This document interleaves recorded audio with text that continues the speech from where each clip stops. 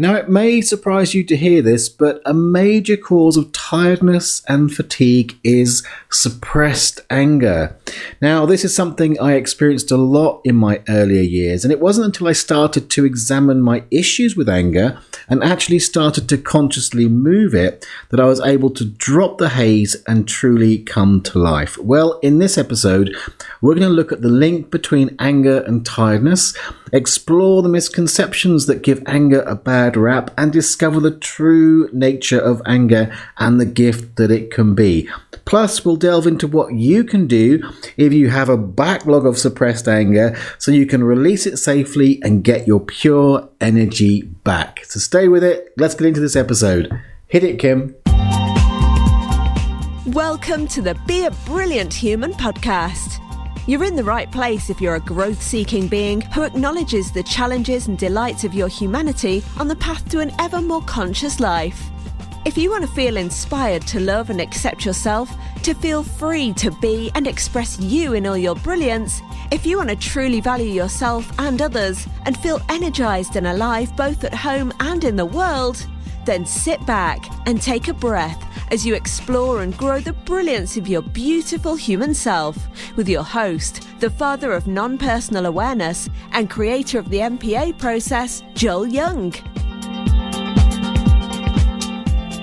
Hello, and welcome to the Be a Brilliant Human podcast with me, Joel Young. I am delighted that you're here. Thanks for stopping by. If you're back here for more, you know I love that you give me the privilege of me being in your ears every week. I'm delighted.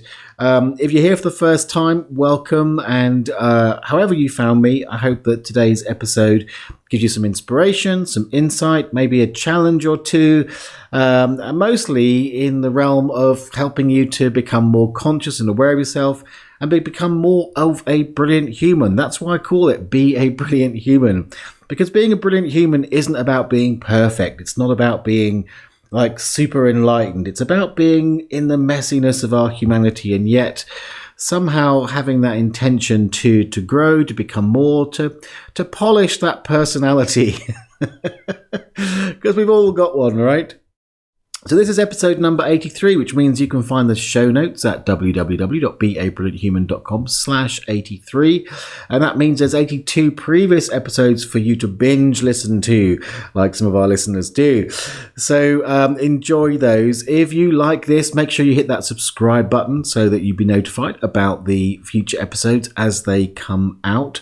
And I'm always open to feedback from you. You can get in touch with me on the website, which is, of course, www.beabrillianthuman.com. If you go there, you can leave me a message directly by voicemail, or you can go on to that wonderful stuff called social media. You'll find me, if you search for NPA Rocks on Facebook, you'll find me there. You can leave a comment on one of the posts about this episode, or you can send me a message there. And on Instagram and Twitter, etc., I'm at Joel Young MPA, also on LinkedIn as well there. Though, to be honest, I'm very rarely on LinkedIn. Instagram and Facebook are my general haunts. And of course, YouTube, I'm at /Joel Young, youtube.com/Joel Young. You'll find the Be a Brilliant Human channel there, and of course you can leave me comments there as well. So get in touch, let me know how any of the episodes have affected you, and of course this one included. Now, I did mention that the Facebook page there is MPA Rocks, and if you're brand new, you're probably going, what the heck is MPA? MPA stands for non-personal awareness. I will be talking a little bit about it today. But if you want to find out more, you can go to joelyoungmpa.com. MPA stands for non-personal awareness. Did I just say that? Gosh, my brain's not working. I can't even remember what I said a second ago. Not a good sign. To be fair, though, I have just driven for about 4 hours in the rain. So maybe that's what it is.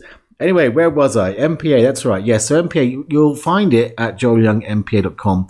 Most people meet it as the MPA process. It's a simple way to stop taking things personally, discover your true energetic nature, and really, if you take it on board, do the trainings, involve yourself in the non-personal world, then life can become like a nice brand new Teflon frying pan where things roll off you and yet you get to experience them fully, as distinct from what many people live, which is the life of a sticky old frying pan where the egg sticks and it no matter how much scrubbing, there's always some residue there. So make sure you go and check that out. And of course, if you go to the show notes for today, then there'll be a link there. In fact, they're all over the beabrillianthuman.com website, links to download the MPA process for free. So you can try it yourself.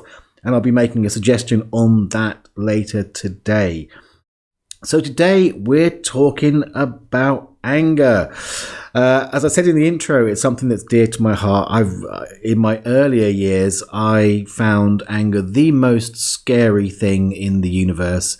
I picked up a lot of the stories that we're going to talk about that made me feel that anger was bad. But I also discovered some of the deeper stuff, the deeper reasons why I found it so difficult. And as a result of that, of course, I would suppress it, I would deny it, and then I became a very checked out individual. As I shut down the anger, it kind of shut down all of my feelings, and also it took a lot of energy. So we're going to explore that in depth today. And where should we start? Well, let's talk about, I think, that link between anger and tiredness. Let's start there. So I said in the intro that, if you're feeling a lot of tiredness, that it could be anger or suppressed anger that's doing it. So I guess it makes sense to say up front that, of course, I'm not saying that all tiredness is suppressed anger. Far from it. Sometimes, you're just knackered. You've been, burning what do they say? Burning the candle at both ends and all that lovely stuff. Sometimes we're just tired. But there's a particular, I guess, sense about tiredness that can show up in terms of what the symptoms are of having anger suppressed and pushed down. And the thing about, it's true, in fact, of any emotion that gets suppressed, it can become toxic and stagnant. But there's a particular thing about the energy of anger, which is really strong and really powerful. And to actually suppress raw anger or even rage, which is in that spectrum, can take a ton of energy. There's so much energy goes into keeping the lid on. And again, I talked about this in episode 81 about life with the lid off, generally about, emotions in general. But certainly when it comes to anger, it's something that can really bring or take up much of your resources for that energy. And again, when you feel any kind of emotion, I'm going to be saying exactly not that anger is toxic, but any emotion, and especially anger that's been held in stasis inside, can become toxic. It's like anything, if you have constipation for long enough, your body's going to get really toxic because what wants to be flushed out why did I go for this metaphor? What wants to be flushed out is the toxins, right? And if it isn't flushed out, then it has to go somewhere in the body and the body becomes toxified. It's the same with emotions, and it's certainly the same with anger. So the things that you can see that may be that is, tiredness can be one. If you're kind of chronically tired or chronically fatigued, now I'm not saying there's a sort of symptom or a condition called chronic fatigue syndrome. That may well be. I think there's some people that suggest that relates to suppressed anger. I'm talking about just generally fatigued a lot or just worn out, or you feel there's a lack of energy. Then these could be a symptom of having suppressed anger. Sometimes people who suppress a lot of anger feel overwhelmed very easily. And there's kind of different camps for how we deal with this. For some people, there's they can only suppress it so far. Some people are really good. They just lock it down and then wonder why these symptoms come up. But some people, there's a way, there's kind of a pressure valve that goes and it comes out as irritability or passive aggressiveness. But there's this general sense of being clogged up. The other thing that can show up is a sense of disconnection, because again, while you're so busy in your system suppressing all that anger, it takes a lot of attention, sort of that subconscious attention. So you can end up checking out or being disconnected.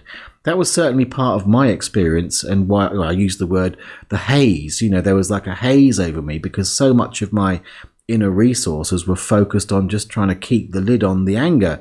I did not want to feel it, did not want to express it. Those were the things that were creating the issue. And even at its extreme, depression can often be very prolonged suppression of anger. I've worked over my time working with thousands of people. A lot of people who present with depression, when you help them to get in touch with their anger and even their rage and allow it to move, the depression can lift, because part of it is just an expression of all the energy it takes and all the other resources and aliveness being stolen from, that creates this kind of malaise, this and depression and sadness, because those underneath all of that can be this sense of unexpressed rage, anger, whatever you want to call that. So, the question begs really is like, why do we think anger is so bad? I always say that anger's got terrible PR. It really does have terrible PR in a social sense. Anger's sort of generally considered a bad thing. Yes, there's lots of people that will talk about how, anger's good for you in certain things, just like me right now, today, to you. But there's sort of a prevalence of the idea that anger is a bad thing. People don't like angry people. And there's kind of a series of what you might call surface ideas that can add to the condition of keeping anger suppressed. Now, by saying surface idea, I don't want to belittle them, because they're very powerful in and of themselves. I would call them myths, really. So anger is bad is kind of the overriding thing. It's a bad thing to have anger. If you take that a little deeper, there's the idea that anger is dangerous. And if you're someone that feels like anger is dangerous, then it makes sense, logically, if you follow that train of thought, that you would, not want to be any part of that. Another version of saying that, anger is bad is anger's not okay. We can get the idea that anger is not okay from maybe early experiences of it. So many, kids today and through time have been given the strong impression that when they're angry, it's bad. Now, the distinction I'm going to make here, big time today, is there's a difference between unhealthy expression of an emotion versus the pure emotion. Now, as a kid, we don't get any sense of conscious expression. It just comes out and it's horrible. But what often gets mistaken as, there's different ways to express yourself, is that the emotion or the feeling itself is a bad thing. It's not okay to be angry. So that gets converted inwardly to, I shouldn't feel anger. So there's a sense I just shouldn't feel it. And again, your whole system's going to then work to suppress it if it comes along. If you don't acknowledge it, you can't feel it. If you can't feel it, it can't move. It gets suppressed, and then you get all these symptoms. It takes a lot of energy if you've got big yellow warehouses. I'm using a UK reference. They've got a storage place called the Big Yellow Shed or something like that. But it's like we set them up in our system and go storing all the anger in there. It takes a lot of energy. And then really there's a sense with a lot of people that if they allow themselves to feel anger, then they're going to lose control. That one starts to go a bit deeper, but there is a common fear of losing control if you start to experience anger. And the sad thing about that is that the more you store it up, the more dangerous it feels, the more like, if I open this box, oh my God, it can get really bad. And if you start to examine really deeply, there's some personality types that literally have experiences when they're kids that anger is so dangerous they could even kill someone. Or kill something. Often the experience is that they find that in anger something breaks or they hurt someone, or even maybe something does get killed, and that young innocent mind says, well, it's too dangerous. I'm just, I'll lose control with it. So control becomes really important. So keeping control of the anger is a big part of what happens. And it's really fascinating because, again, it's worth saying that different personality types obviously are going to respond differently to anger. There are some personality types that are absolutely cool with anger. And, people who have a hard time with it, look at them and go, how come they're really fine with anger? How do they do that? And that's probably a bit wrong, but I'm kind of a little in awe of that, how they're absolutely fine to express their anger. But it can also turn into, it's not fair, it's not fair. I'm not allowed to express anger, but they are. That's where you get a lot of that sort of passive aggressive stuff can come out. But if you're someone who does have that sort of underlying fear of anger, then it's worth looking a little bit deeper at, what is going on. Because keeping it in or controlling it that control aspect can seep deeper into sort of controlling the situation or your experience in life. Because if you add up all of those sort of bad PR things around anger, then the idea of keeping a lid on it or keeping it really stuffed down or even again denied is that, if I can't keep control of it, then or I need to control it so I won't hurt someone. That can be true in relationships, it can be true at work, it can be true with friends, that we get this idea in our minds that anger hurts other people, and so we have to control it. And again, I'm going to make that distinction. There's a difference between the way you express it versus actually just experiencing it and feeling it. So it may go as far as, I have to control it or I will lose someone or lose something, lose a job or lose someone like a relationship or a friend. And the other side of it, if you start to go really deep underneath, is that, if I express this anger, if I let it be seen, then I become vulnerable. It's a really interesting thing that what we do is we go through this sort of layering process, usually through our childhood and our developmental stages, is we start to then build our personality and our image of ourselves really as someone who is strong and stable, like the Rock. And there's truth in that, but there's also a kind of a hidden secondary benefit that we get, where we get to not be vulnerable. We get to be, sort of have a sense of that perfection and in control as well. And that can be all part of how we build this survival strategy, which requires us to control, suppress, and not feel ultimately our anger. But it is ultimately very counterproductive. So let's talk a bit about what is the true nature? Let's bust some of those myths. What's the true nature of anger? And, what can you do about it?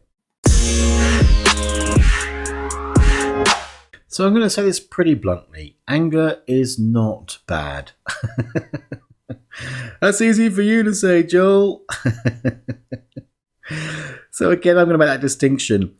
Anger is an emotion, and I know it's a bit of a cliche these days, but it is kind of true. An emotion is energy in motion. Emotions want to move, and their nature is energy. It's really, really simple. So all of the issues that we have around, keeping anger in is because it's blocked. It's the blocking of it which causes us the damage. And, I've talked about how it shows up behaviorally, but it can also, blocked energy and blocked anger can show up as physical symptoms ultimately. A lot of people that I know that have worked with anger issues have lost weight because it seems like a really weird link. But sometimes, remember I'm saying you're stuffing it into pouches inside of you, but we often build our bodies around our energy, and sometimes a lot of weight on can be a way to sort of to store the anger in that way. Now that might be a bit woo-woo for some of you, but I think most of you listen to this show. You listen to this show for God's sake. I'm woo-woo anyway. What can I do? But it can come on as weight. So people who really feel their anger often find that they lose weight. But also it can show up in physical symptoms depending on where your sort of vulnerability lies in your physiology. My general view of how emotions affect physiology is that we generally have a part of our system which will show us when we're kind of when we're blocked, whether it's your knees, your back, your neck, your shoulder, wherever it is. But generally it can show up as a symptom in that way. And of course there's the bigger issues that if it becomes chronic and those kind of things. But a lot of people that I've worked with where, we really look at the issues around anger and really get in touch with it, feel it, let it flow. So it goes from stuckness to flow. Then a lot of these symptoms can be resolved. I mean, in worst cases, let me tell you, sometimes, and I've had this, my own experience has been this, going into therapy and getting help and support, I'm finding when I'm meeting that really deep anger, that literally I would just, the sort of, it's like a mild narcolepsy. I mean, narcolepsy itself is like just generally falling asleep. But I know a lot of people who have a narcoleptic response to anger. Anger comes along and it's like, it's shut down. And literally mid-process, I've just sort of the therapist will say, "Wake up, Joel." And I've seen it in my own practice with people as well, that can happen where the response is so instinctual, this drive to not feel the anger because it's so scary and so dangerous, is what the mind and the system has learned. And it's only until you really learn that that's not the case and begin to work with it, you can become free around it. So here's the thing that I'm trying to say to you is that blocked anger is worse than anger flowing. And the scary stories that we tell ourselves about what happens if we express anger are usually more about if it's expressed unhealthily rather than purely feeling the emotion, finding ways where we can move the energy within ourselves. And, because consciously moving anger is going to be much healthier than just the unconscious expressions. Because even if we're suppressing it, often it's those closest to us, because we feel safest with them, that get that spiky, shitty, passive-aggressive, not fully owned anger and rage, and it comes out in those ways. But we live with it, So, early on, let me just tell you about what I've come to understand is the nature of. I've kind of hinted at it or said about it. Really, it's just energy. Anger is an emotion. It's pure energy. When MPA came along, in fact, when I was just before it kind of popped out of me, as I say, I was doing a lot of questioning on labels. That's where the whole sense of how each label isn't the thing, but it points to the thing, and what that is pure energy. And I was discovering that I was having the feeling of anger, and at that point I was very fluid with anger. I could allow anger, I could let it flow through me. This is back in 2007. I was at peace with it. I didn't have the stories around it. It could move through my body. But then I started to look at it in terms of, what is it really? And underneath the label, if you drop the label of anger, which comes with a database of ideas of what happens, when you hit the anger label, what happens? Well, your heckles go up, you shout, all the things that come with it. When you discover its true nature, it is literally pure energy. And I remember the first time that I ever really, really, really just sat in my inner rage, my anger, and didn't try and tell a story about it, didn't try and spit it out, didn't blame anyone for it, just literally felt the raw emotion. And what I got in touch with actually ended up sort of almost like ballooning into pure joy, but its nature at its heart was pure, raw power. It's like I discovered that the very thing I'd been suppressing was actually my power source. It was the thing that was giving me the life force that I had when I was a kid, that meant I could run around. It was the thing that gave me my creativity. It was just raw power. But through all of the ideas and learnings and everything else, it had been shaped into this thing called anger, which is bad. Then it was suppressed. And of course, that took a hell of a lot of energy. So today, what I'm going to suggest is that you move it. That's the one thing I want you to take away. If you've got suppressed anger, own it and move it. And there's kind of 4 steps to that, really. The first step, really, for many of us who have an issue with anger, is you have to acknowledge that anger is there. I know so often in my life in the past, it's like, maybe a girlfriend would say, you're angry. I go, no, I'm not. I don't get angry. I was.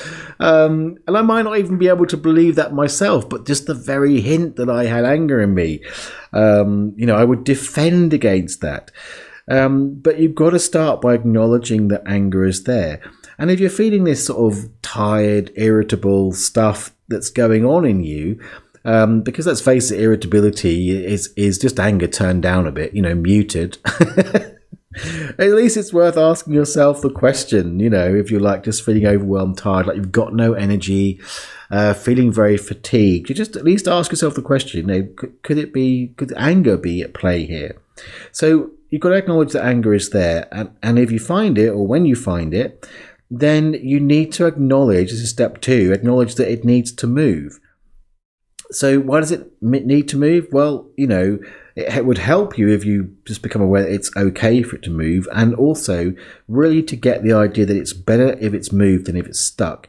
If it's stuck, it's creating toxicity for you, and chances are that toxicity is leaking out and affecting your relationships, your job, your work, your life, what you're feeling across the board. So you really have to acknowledge that it needs to move. Now, the next step is to decide the best way to move it. I'm going to give you some ideas about that in a moment, but again, it's going to be different for different people. In fact, why don't I just dive into that now? There's some really great ways to move it. So there's a classic one which doesn't work for everybody, but that's punching pillows. Now, this sounds crazy, and it's like, oh my God, he's asking us to punch pillows. But sometimes, in a quiet room, or it's quiet for a short time until you start getting through it, literally, rather than being balled up, unable to speak, to actually just take the physical action of the physical, what am I trying to say, embodiment of that anger and punching pillows. It's not going to hurt anyone. It's not going to hurt you. I've been someone who's punched walls in the past, and I can tell you pillows are much better. But the thing is, it will engage you with the energy so it can begin to move. In fact, I had a client just recently who discovered through our conversation that actually she was really angry, and she's someone who'd done that before, but not for ages. And I said to her, just what needs to happen for this to move, and there's different options.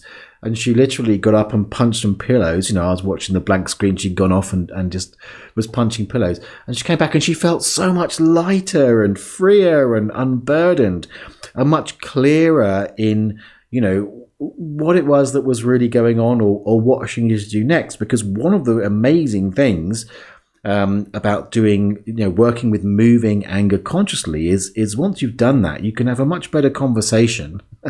If a conversation needs to be had, once you've actually emptied out the excess and let it clear through, you're going to be much more clear-minded, and it's not going to have, in any conversation that you need to have, you're not going to have that driving pressure of all that suppressed, scary, might be going to flip out energy sort of in the background.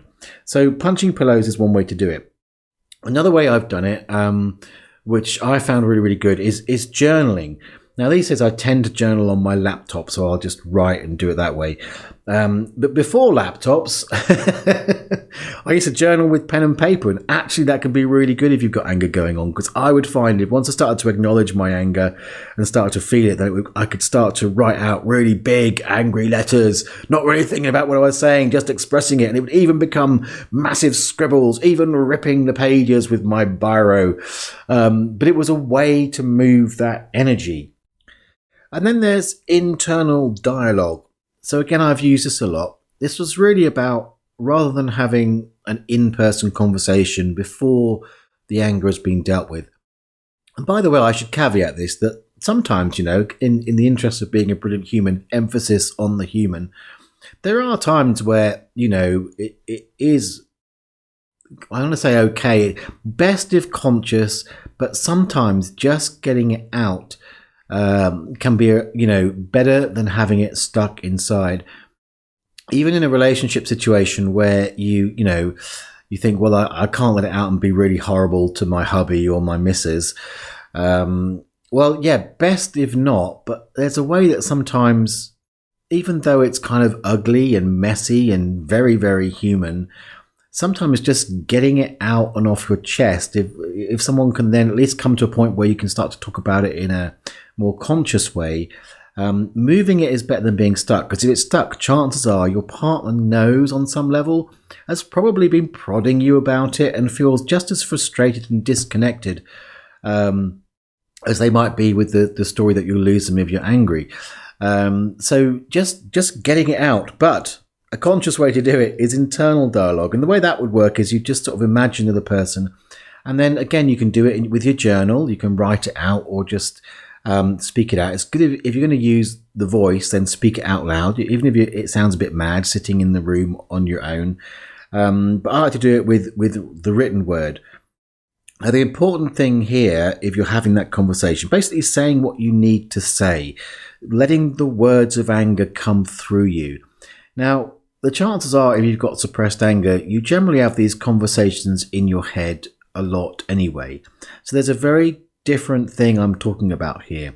Like when you write it down, the thing to do that makes a difference is you have to go there. You have to go there where you're actually feeling it as you're writing it, because that's how you move emotion, is by feeling it. Emotions come to be felt, and as they are felt, they pass. So if you're using sort of internal dialogue, which is to say write it out and say I'm angry with George. So, imagine George is sitting in front of you and then you go, George, and you scribble it out and then maybe let George respond. And if he doesn't respond nicely, you go, and you just have that conversation. But by writing it out, you let yourself feel what you feel. And often you find you can really empty out and even come to some great peace. Or even if you really open your mind to what they might say, you might be surprised what they say. You might get to hear what you need to hear. And then when you go and have a real conversation with George, it can be a very different experience indeed. And the last one I'm going to suggest in terms of, how to move it, ways to do it, is general physical exercise. For a lot of people, letting that energy move is about the physical exercise. Now, there's a difference again here. People can do physical exercise to move the energy unconsciously and still feel the anger. Whereas what I'm suggesting here is you take your anger to the physical exercise, then you are consciously embodying the anger through that movement. And there's loads of ways people can do that at the gym, with boxercise. My personal preference is dancing.